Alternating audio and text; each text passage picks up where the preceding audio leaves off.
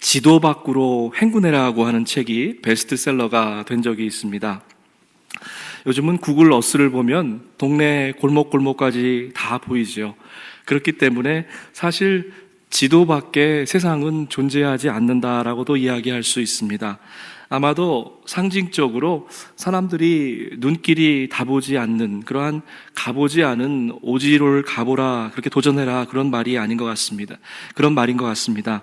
저는 오늘 조금 다른 각도에서 사랑하는 성도님들을 좀 챌린지하고 싶습니다. 울타리 밖으로 행군해라. 여러분 한번 따라해 보실래요? 울타리 밖으로 행군하라. 아침들 다 금식 중이신가 보네요. 네, 다시 한번 하십시다. 울타리 밖으로 행군하라. 예, 많은 분들이 좀 더 성장하고 변화받기를 원합니다. 특별히 사순절이라고 하는 기간은 저희에게 영적인 성장과 도전을 가져오는 귀한 시간입니다. 그런데 변화받고 싶은 마음은 간절한데 가만히 보면 때로 변화받기 위해서 나가지 않고 그 자리에 멈춰서 계신 것들을 보게 됩니다. 본인도 알고 주변 분들도 다 알지요. 요 울타리만 넘어서면 되는데, 여러분 사실 울타리가 뭡니까? 나와 내 가족을 안전하게 보호해주는 그러한 안전장치이죠. 그런데 울타리 안은 안전하고 울타리 밖은 안전하지 못하다고 생각할 때가 있습니까? 여러분 정말 그렇습니까? 여러분이 안전하다고 쳐놓은 그 보호막이 정말 안전한 곳입니까? 오늘 본문 말씀을 통해서 이 질문을 다시 한번 생각해 보았으면 좋겠습니다. 여호와 하나님께서 말씀하셨죠. 출애굽기 3장 7절 말씀입니다. 내가 진실로 이집트에 있는 내 백성들의 고통을 보았으며, 여러분 하나님께서는 우리와 늘 함께 하시고 여러분의 삶 깊은 곳에서 여러분의 고통을 지금 보고 계신다라고 말씀합니다.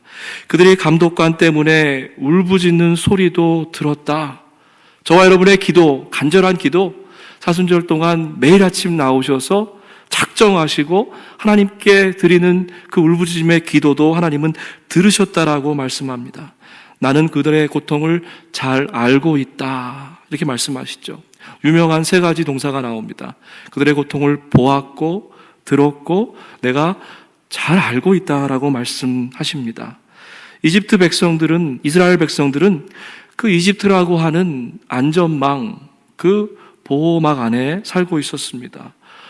좋든 싫든 간에, 또 원하든 원하지 않든 간에 이집트라고 하는 것이 그들의 삶의 전부였던 것이죠. 하나님께서 모세를 부르셨습니다. 그리고 모세에게 특별한 사명을 주셨습니다.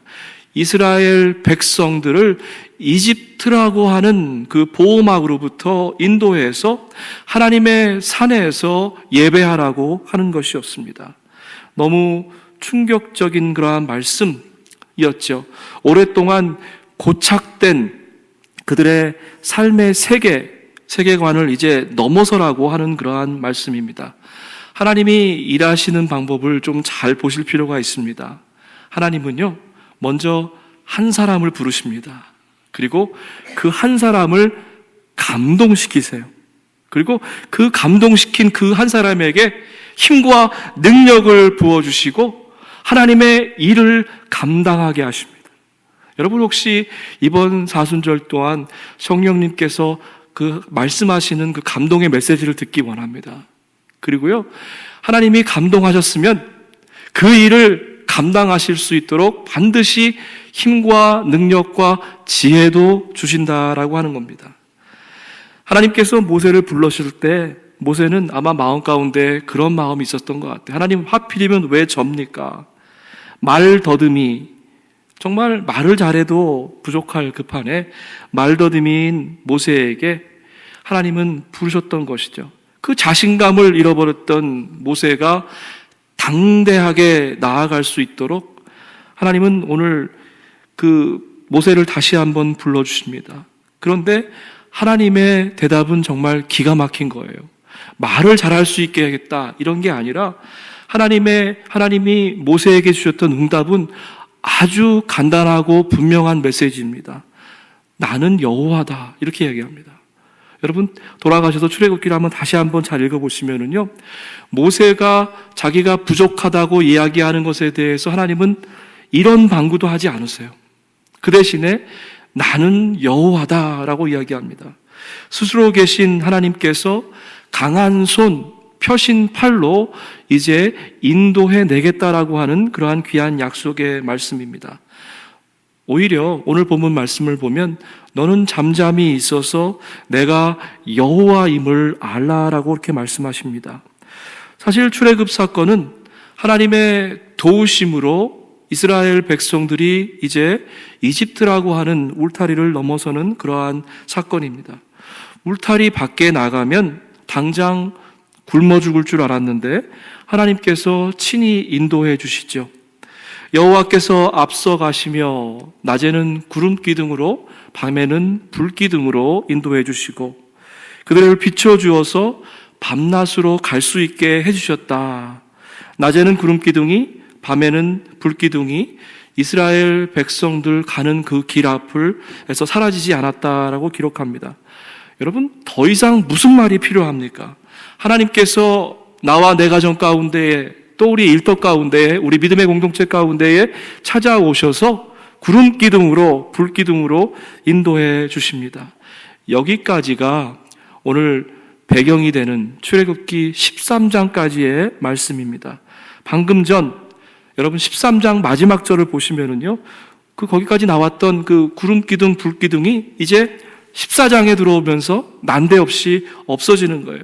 오히려 등 뒤에는 바로의 전차 소리가 들리고 눈앞에는 건널 수 없는 홍해 바다가 떡 버티고 서 있습니다. 구름 기둥, 불 기둥이 어느 순간에 호련히 사라져 버렸습니까? 여러분 아니에요. 세상 근심 걱정에 사로잡히게 되면 하나님의 인도하심의 손길이 우리가 마치 사라진 것처럼 그렇게 우리가 느낄 뿐이라는 것입니다. 내게 닥친 상황이 너무나 커서 믿음의 눈을 온전히 뜨지 못할 때에 구름 기둥과 불 기둥이 없어졌다고 착각하는 것이죠. 저와 여러분 사실 모두 다 이런 경험이 있습니다. 살다 보면은요, 갑자기 어려운 일이 닥칠 때가 있어요. 정말 눈앞이 아찔하고 깎아지른 절벽 앞에 서는 것 같습니다. 어디에서도 하나님의 도우심의 손길이 보이지 않는 것 같습니다. 아무리 소리를 질러도 하나님이 응답하지 않으시는 것 같아요. 정말 이제 이스라엘 백성들은 뒤에는 전차, 앞에는 파도, 정말 그 두 위험한 상황 가운데에 샌드위치로 껴있는 그러한 상황입니다. 그런데요, 사실은 이때가 바로 하나님의 임재를 구하고 하나님 앞에 다시 무릎 꿇어야 될 그러한 시간이라는 거죠. 신실하신 하나님께서 지금까지 어떻게 인도하셨나, 그 하나님의 인도하심에 대해서 기억해야 될 그러한 시간입니다. 바로 그 하나님께서 이 위급한 시간에도 구름 기둥, 불 기둥으로 인도하고 계시다는 거예요. 이스라엘 백성들은 잠시 하나님의 도우심의 손길을 잊었을 뿐이지 하나님의 구름 기둥과 불 기둥의 인도하심과 도우심은 여전히 그 장면 출애굽기 14장 가운데에도 있다라고 하는 것입니다. 뿐만 아니라 저와 여러분이 영원한 본향 우리 주님 앞에 설 때까지 우리의 한 걸음 한 걸음을 인도해 주시는 분이 우리 하나님이라고 하는 겁니다. 이러한 믿음, 정말 여러분 이 믿음이 가장 중요한 믿음인 것 같아요. 험한 세상길 살아가면서 광야 같은 이 세상길 가면서 하나님이 나를 도우신다라고 하는 이 믿음, 이것이 정말 이 믿음을 잃어버리면요, 금세 저와 여러분은 입술이 튀어나오게 됩니다. 곧 불평하고 불만하게 되죠. 이집트에는 무덤이 없어서 우리를 이 광야에 데려나와서 죽게 한단 말입니까? 왜 이집트에 끌고 나와서 이집트에서 먹었던 그 진수성찬을 못 먹게 합니까? 마실 물도 없는 이곳에서 목말라 죽게 하려 합니까? 이집트 사람들이나 그냥 섬기도록 그냥 놔두십시오. 광야에서 죽는 것보다 이집트 사람들을 섬기는 것이 더 나았을 뻔했습니다. 여러분, 적반하장도 유분수죠. 출애굽기 3장하고 14장은 정말로 묘한 대조를 이룹니다. 하나님, 종살이가 너무 힘들어 죽겠습니다. 우리를 구원해 주십시오. 라고 기도할 때는 언제고, 실제로 이제 이집트에서 구원해 주니까 하나님 앞에 딴소리를 하고 있는 것입니다. 정말 화장실 들어갈 때하고 나올 때 생각이 다르다고 하는 그러한 마음이 바로 출애굽기 3장과 14장의 마음이죠. 인생의 홍해를 만날 때에 뜻하지 않은 전차의 위협 가운데에 놓일 때에 저와 여러분은 하나님을 원망하게 된다라고 하는 것입니다. 신실하신 하나님에 대해서 저와 여러분도 변치 않는 신실한 마음을 품을 수 있게 되기를 바랍니다. 어제나 오늘이나 내일도 변치 않으시는 하나님, 그 한 분만을 믿고 따라가겠습니다 라고 하는 결단을 하셨으면 천국 가는 그날까지 그 결단을 좀 바꾸지 않으시기를 바랍니다. 모세가 이스라엘 백성들에게 권면합니다. 두려워하지 말아라. 굳게 서서 여호와께서 오늘 너희에게 베푸실 그 구원을 기대하고 바라보라고 이야기합니다. 너희는 이집트 사람을 다시는 보지 못할 것이다. 여호와께서 너희를 대신해서 싸울 것이니 너희는 그저 잠잠히 가만히 있기만 하여라. 오늘 본문 가운데에 두 가지 명령이 나옵니다. 첫 번째는 두려워하지 말라라고 하는 것입니다. 왜 그렇습니까? 여러분, 두려움은요, 사탄이 우리를 공격할 때 사용하는 가장 강력한 무기인 것입니다. 두려움에 밀려 떨기 시작하면 정신 차리지 못하고 사탄에게 우리의 속마음을 다 내어주기 때문에 그렇습니다. 믿음도 내어줘요. 기쁨도 내어주십니다. 하나님께서 주신 평안도 사탄에게 다 빼앗겨 버립니다. 모두 다 한꺼번에 거저 종합센트로 다 내어주더라고요. 두려움이 밀려오기 시작하면. 모든 상황 속에서 우리의 하나님이 되시는 우리 하나님만을 바라보기를 원합니다. 두려움과 절망을 오늘 딛고 일어서십시다. 굳게 서서 오늘 하나님께서 나와 내 가정, 우리 공동체에게 베푸실 구원의 은혜를 사모하십시다. 첫 번째 명령은 두려워하지 말라는 것입니다. 두 번째 명령은 뭡니까? 잠잠히 가만히 있어라 라고 하는 겁니다. 한치 앞도 안 보이는 상황에서 여러분, 가장 좋은 전략이 뭔지 아세요? 그 자리에 가만히 있는 것입니다. 그 자리에 가만히 있는 것이에요. 내 힘과 내 능력으로 도저히 넘을 수 없는 파도 앞에서는 그 자리에서 몸을 낮추고 가만히 있는 것이에요. 그런데 불행하게도 저와 여러분의 머리의 구조는 어떻게 되어 있냐면, 그러한 큰 문제가 생기면 당장 뭘 해야 된다고 하는 그러한 강박관념에 사로잡힐 수가 있습니다. 정말 이러한 문제들 가운데에서 어떤 때는 자기 스스로 답안을 만들어요. 그래가지고 여러분 아시잖아요. 4가지 정도 상황을 딱 생각해보고 그 중에 이 답이 정답일 것이다. 객관식 뽑기처럼 내 방법대로 할 때가 참 많이 있습니다. 하나님이 일하시는 방법은요, 우리하고는 너무 다르다는 거예요. 하나님이 일하시는 방식은 하나님식으로 일하시더라고요. 여러분, 이게 참 뚱딴지 같은 얘기일지 모르는데요, 하나님이 우리를 구원하는 방식은 저와 여러분의 생각을 훌쩍 뛰어넘는 방식, 하나님의 방식대로 일한다라고 하는 것입니다. 저와 여러분이 해야 될 일은 어려움과 위기 상황 가운데 우리가 할 수 있는 단 한 가지 방법은 힘을 빼는 거예요. 힘을 빼고 나서 잠잠히 그분이 일하시도록 기다리는 겁니다. 여러분, 이게 말은 쉬운데 얼마나 힘들다는 거 여러분 잘 아시잖아요.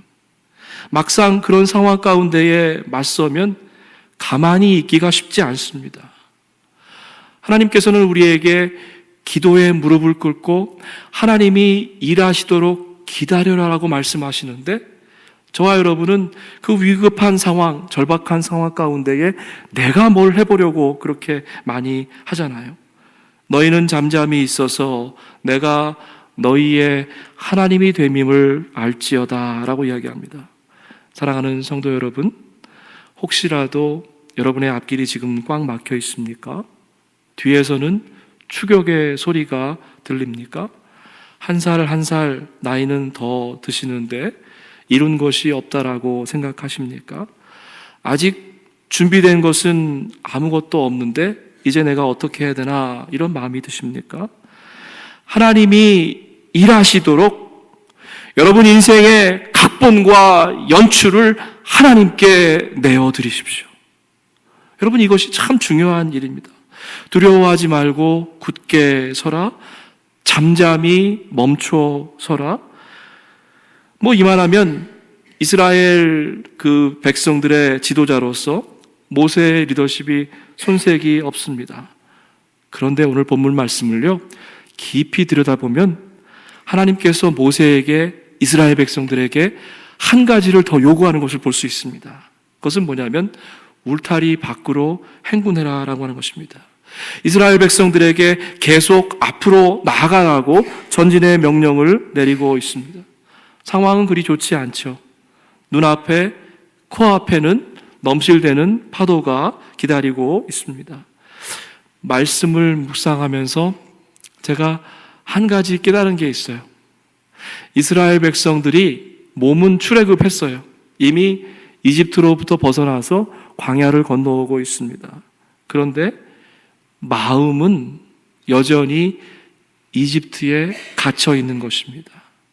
다시 한번 하나님께서 이 몸만 벗어난 이스라엘 백성들에게 마음과 영혼도 벗어나라고 진격 앞으로를 오늘 명령하고 계시는 겁니다. 말씀을 시작하면서 울타리 안에 있는 것이 과연 안전한 것인가 라고 하는 질문을 드렸습니다. 사실 안전해 보이는 이집트라고 하는 그 울타리는 죽음의 울타리입니다. 만약 이스라엘 백성들이 믿음의 눈을 가지고 홍해를 건너지 않는다고 하면 지금 당장은 아닐지라도 그들의 몸과 영혼이 이집트라고 하는 그 안에서 서서히 죽어가게 되는 것이죠. 우리를 알게 모르게 영적으로 위협하는 세 가지의 울타리를 여러분들에게 좀 말씀드리고자 합니다. 울타리는 내가 가진 것, 재산과 학식, 우리의 가족과 관계를 보호하는 것입니다. 그러나 그 울타리를 넘어서지 못하면 저와 여러분의 삶 가운데에 변화와 도전을 가져올 수 없습니다. 이런 관점에서 보면 울타리는 반드시 넘어야 되는 것이죠. 왜 그렇습니까? 우리의 영적인 성장과 진보를 가로막는 걸림돌이기 때문에 그렇습니다. 여러분, 첫 번째 울타리는요, 말씀을 읽는 것을 방해하는 그러한 울타리입니다. 말씀만 읽으려고 하면 자꾸 다른 일들이 생각나요. 처리해야 될 일들이 생각나고, 또 큰맘 먹고 성경책을 딱 폈는데 졸음이 쏟아집니다. 또 읽기는 읽는데 무슨 뜻인지 그 말씀이 내 삶과 연결되지 못합니다. 더 심각한 경우가 있어요. 그것은 말씀을 읽을 필요조차 느끼지 못하는 것입니다. 여러분, 그렇다고 하면 저와 여러분은 큰 영적인 그러한 문제 가운데 있는 것입니다. 말씀을 읽는 것을 방해하는 여러분 그 울타리를 뛰어넘기 바랍니다. 말씀 읽는 것에 방해되는 그러한 울타리들 여러분 한번 생각해 보세요. 내가 말씀을 읽어야 되는데 하루의 삶 가운데에 말씀을 읽는데 방해되는 것이 무엇인가 여러분 좀 생각해 보시기 바랍니다. 제가 고등학교 시절 생각해 보면 하나님하고 약속한 게 하나 있어요. 학교 그 가방이 무겁기 때문에 두꺼운 성경책은 못 들고 다니고 아주 작은 그 성경책, 신약 성경과 시편이 있는 그 성경책을 제가 파켓에 꼭 넣고 다녔습니다. 그리고 나서 마음 가운데 제가 다짐한 게 있어요. 학교에 가서 다른 무엇을 시작하기 전에 성경을 한 장 읽는다, 기도를 한다. 여러분, 그게 쉬운 일이 아니었습니다. 왜 쉬운 일이 아닙니까? 시간적으로 쉬운 게 아니라 주변 친구들의 눈치를 보는 게 참 어려웠습니다. 그런데 그것도 계속 하다 보니까 괜찮더라고요. 여러분의 말씀을 읽는 데에 방해가 되는 것이 있다라고 하면 그것을 과감하게 오늘 좀 걷어버렸으면 좋겠습니다. 두 번째 울타리는 기도하는 것을 방해하는 그러한 울타리입니다. 한 자매님이 그런 얘기를 하시는 걸 들었어요. 아침에 이분이 굉장히 아주 꼼꼼한 분이에요. 그래가지고 아침에 일어나면 하루 종일 해야 될 일들을 꼼꼼하게 이렇게 계획한다고 합니다. 거기서 조금만 바뀌거나 뒤틀려도 짜증을 내는 그런 분이에요. 근데 어느 날 이분이 놀라운 것을 발견했습니다.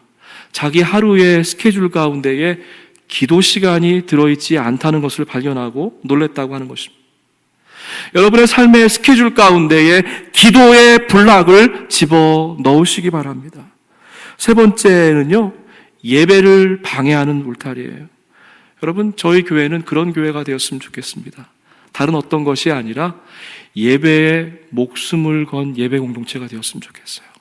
여러분, 이게 단순한 이야기 같지만 사실 초대교회에 있어서 가장 중요한 것은 예배였습니다. 예배 때문에 모였고, 예배 때문에 생명을 얻었고, 예배로 인해서 그 공동체가 존재의 의미를 가졌습니다. 제가 요즘 계속해서 우리 차세대에 대해서 얘기합니다. 여러분, 제가 많은 기회가 없어요. 그래서 우리 부목사님들이 설교하시거나 그런 주에는 2부와 3부 때는 아래층에 좀 내려가서 주일학교 예배도 가보고 또 우리 유스 예배도 가보고 그러는데요. 정말 마음 가운데 제가 간절한 기도의 소원이 있어요. 하나님, 이 아이들이 예배의 감격을 맛보게 하십시오. 하나님, 이 아이들의 예배 가운데에 성령님의 임재가 있게 하여 주옵소서라고 기도합니다. 정말 예배가 드리는데 방해가 되는 그러한 울타리가 있다고 하면 오늘 과감하게 여러분 그것들을 좀 걷어치웠으면 좋겠습니다.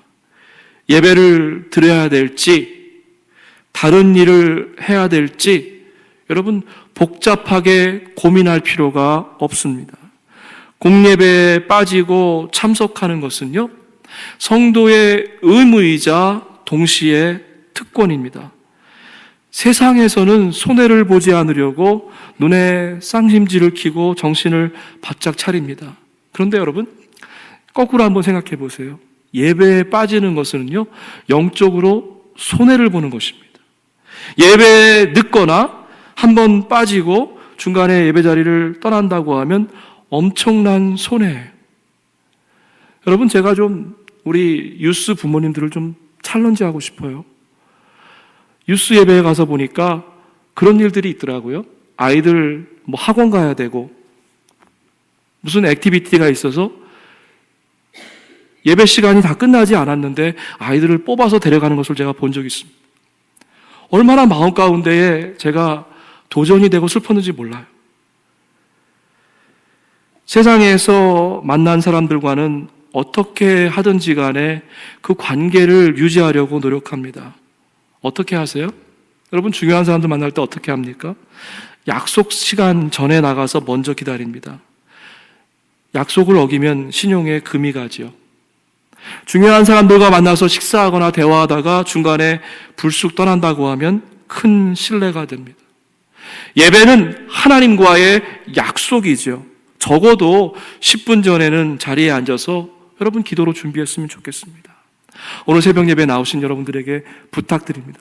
여러분들만이라도 모든 공예배 시간에 10분 전에 나와서 기도한다라고 하면 우리 교회의 예배 문화가 바뀔 것 같아요.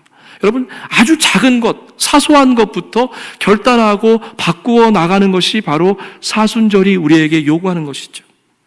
예배 시간 내내 하나님 한 분께만 집중했으면 좋겠습니다. 예배를 사모하는 마음으로 또 우리의 예배를 기대하는 마음으로, 기다리는 마음으로 여러분 삶 가운데에서 정말 그렇게 살았으면 좋겠습니다. 말씀을 마무리하면서 여러분들에게 세 가지 구체적인 챌린지를 드리고자 합니다. 말씀을 읽는 데에 방해가 되는 것. 여러분, 제가 잠깐 포즈할게요. 혼자서 얘기하지 않고 여러분이 하루 종일 가운데에서 말씀을 묵상해야 되는데 방해가 되는 게 뭡니까? 여러분 지금 좀 생각해 보세요. 그리고 그것을 좀 없애버리십시다. 여러분의 칼렌더 가운데, 하루 종일의 스케줄 가운데 기도의 블락이 들어가 있습니까? 없다라고 하면 여러분 구체적으로 정확하게 언제 내가 기도하겠다라고 하는 그 마음의 결단이 좀 있기 원합니다. 혹시라도 예배보다 더 중요하게 생각하신 것들이 있습니까? 여러분 그것이 사역이라면 여러분 그거 안 해도 돼요. 그것보다 더 중요한 것은 예배입니다. 저와 여러분이 이번 사순절 기간을 통해서 다시 한번 하나님이 보시기에 아름다운 예배자로 바로 서기 원합니다. 말씀을 읽는 데에, 기도하는 데에, 예배 드리는 데에 방해되는 것이 있다라고 하면 여러분 그것들을 걷어버리고 그 담장 너머로 믿음의 눈을 가지고 나아가는 저와 여러분 되기를 주의 이름으로 축복합니다.